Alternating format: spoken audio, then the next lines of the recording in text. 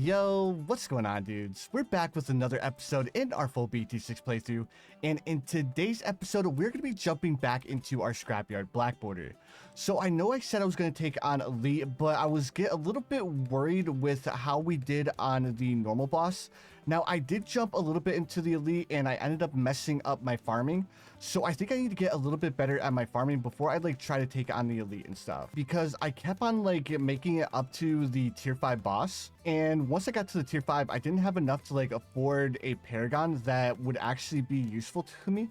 I'd be able to afford a maxed out apex, but the apex really isn't that good. So I need to try to figure out a little bit of a better strategy for the tier 5 vortex. But I brought up the boss balloon and saying that we were going to jump into another episode in our BT6 playthrough, but I didn't tell you what this game mode is. This game mode is obviously half cash mode because we're not starting off with Soda. So this should be a pretty interesting game mode. So what we're doing is we started off with a triple dart monkey start, and then once we had enough money to where I could sell one of my dart monkeys, I want to go ahead and sell one of my dart monkeys in order to afford my Soda. Now for this, I'm probably going to be going with my stereotypical half cash strategy, where we use the monkey ace as well as we use the recursive cluster, because usually that strategy ends up working out really well. Now the only thing I'm a little bit iffy about is I don't know if I place a village on top of this little box here, is it going to be able to affect a monkey ace if I place a monkey ace up here? So we're going to have to save up a little bit more money than usual in order to see if we can place this village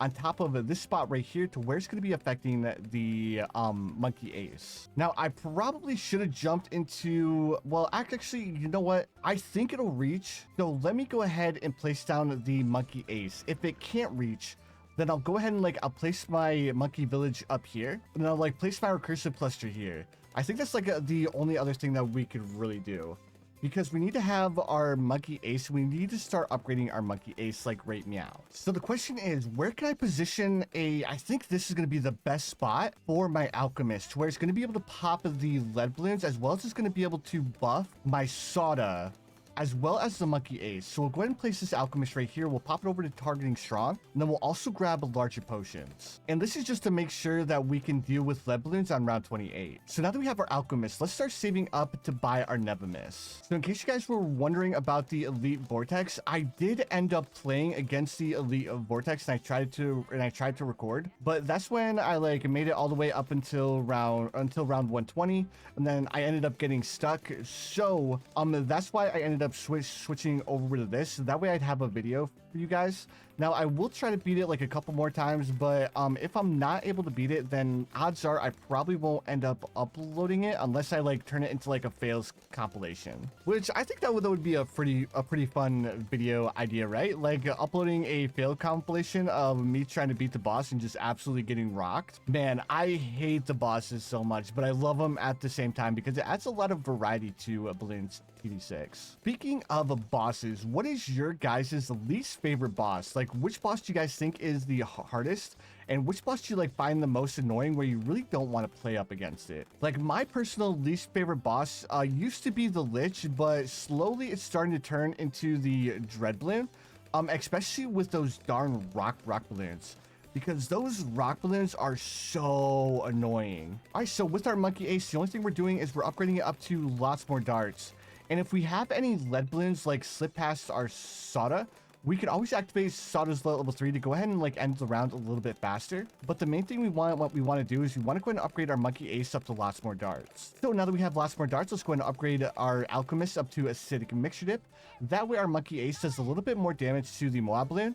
Then as soon as we pop the Moab balloon, let's activate Soda's level 3 to help out our monkey ace in dealing with those ceramic balloons. So now that we have all of this, the next thing we want to do is we want to go ahead and upgrade our alchemist up to a berserker brew. So as soon as we can afford to buy our berserker brew, we're going to go ahead and buy it. And now we need to save up to buy a village. So round 44, we're going to go ahead and place, oh yeah, we have plenty of room, dudes.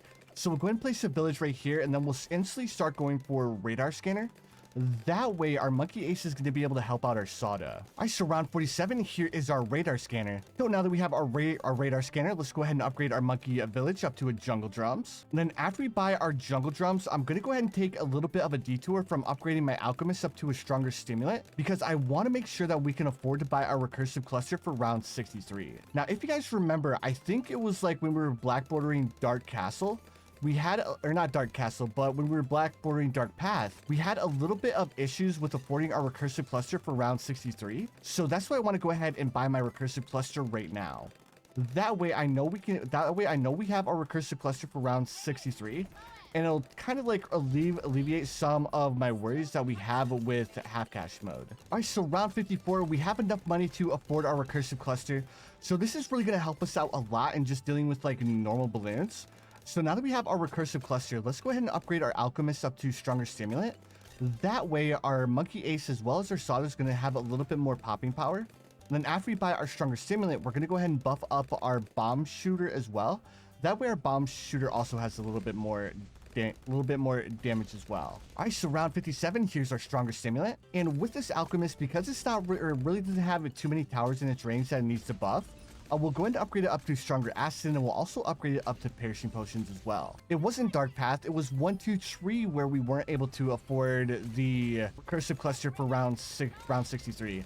Like we were still able to afford it on round 63, but we weren't able to buy it before it, which is where we ran into a little bit of an issue. And I remember now, the problem that we had with 1, 2, 3 is that we ended up buying a sniper instead of going for an alchemist, and that's what ended up causing us a little bit of problems, because buying the sniper actually caused us to spend a little bit more money on our monkey ace, as well as it was a little bit of an investment into our sniper as well. So we could have bought our stronger stimulant first, and then we could have ended up upgrading our monkey village up to primary mentoring, and we would have been able to also buy a recursive cluster before round 63.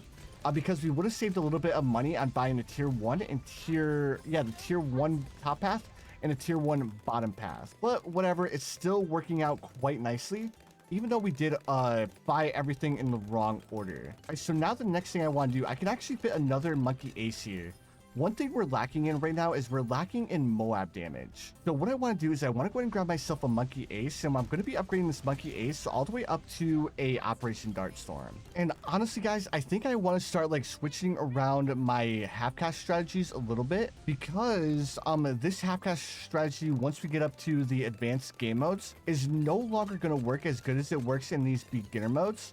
So I want to start experimenting a bit with different like half cash strategies and stuff. Like I'm probably gonna have to like come up with a couple of strategies where I go through and I have to farm a bit. So instead of using Sada for half cash, I'll probably have to start using Benjamin a bit. That way we can make a little bit of extra money in half cash mode, and we can afford a little bit more of a defense. Because once we start getting up to the harder maps, we're definitely gonna have to have a little bit of a different strategy, because the strategy is good. It just takes forever to actually deal with all these balloons.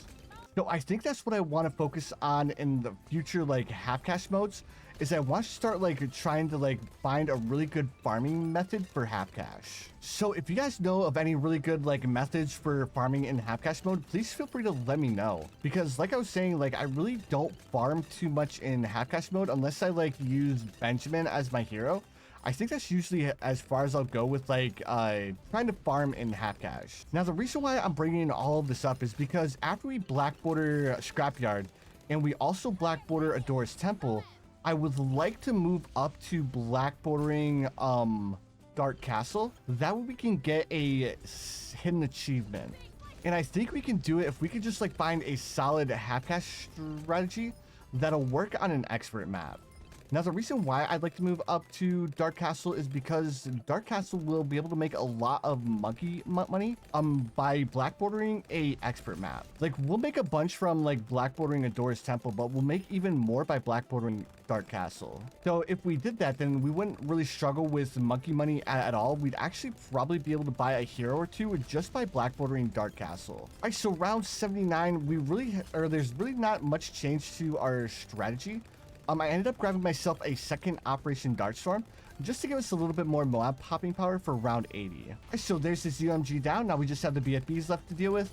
And there we go, dudes. We have officially beaten Scrapyard on half cash mode. But anyways, dudes, if you guys enjoyed this video, make sure you guys hit that like button, and I'll see you dudes in the next one.